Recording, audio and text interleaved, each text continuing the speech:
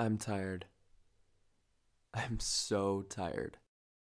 Not from a lack of sleep, but from a sheer amount of disbelief. From seeing this watercolor world we live in slowly turning a light shade of tin. Smiles fading to frowns, ups turning to downs. Some of us have lost our spark, lost our drive, lost our heart. And frankly, I'm tired of it. I'm exhausted by the sight of lives lacking a certain light, when each and every one of us deserve that right. Now do me a favor and lend me your ears. Keep your eyes peeled, place them here. Poetry and fancy wordplay on hold.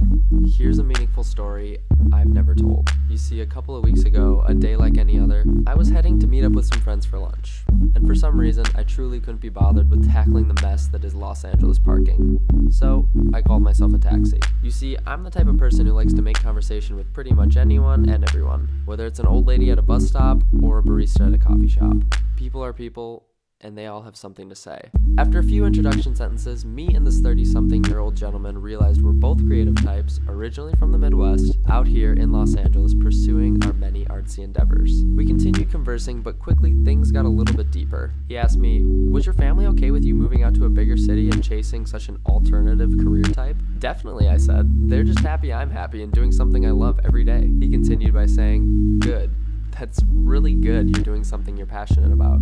A lot of people nowadays can't seem to say that. He hesitated slightly but then continued. You know, my dad and brother worked night and day for practically their entire lives, receiving little pay for doing something they didn't enjoy at all. They both always talked about how it'll be worth it one day. We can spend our hard-earned money later on. We will live a good life eventually. But you know what? Neither of them got that. My dad died unexpectedly 4 years ago, and my brother just last year. They'll never get to live the life they always wanted to, so it's honestly very nice to see people following their heart and living their life now, rather than later. And at that point, he dropped me off.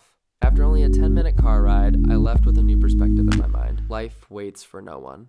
If yours isn't going the way you want it to, if you aren't pursuing what you want to pursue, if you wake up with immediate dread, constantly saddened by the hours ahead, moving through the days, feeling lost, heart in a haze, holding back what you want to say, waiting to be yourself another day, all your dreams and desires put on hold to be fulfilled maybe when you're old, you aren't doing it right. You aren't living your life. Eventually is not okay. Why tomorrow when there is today? I finally feel like I'm finding my way and not just living day by day. I'm doing what I love, I'm going where I want to go, I'm being who I want to be. I'm happy. And you know what? I think everyone deserves to feel the same way. Thanks so much for listening, and I'll see you guys next Monday.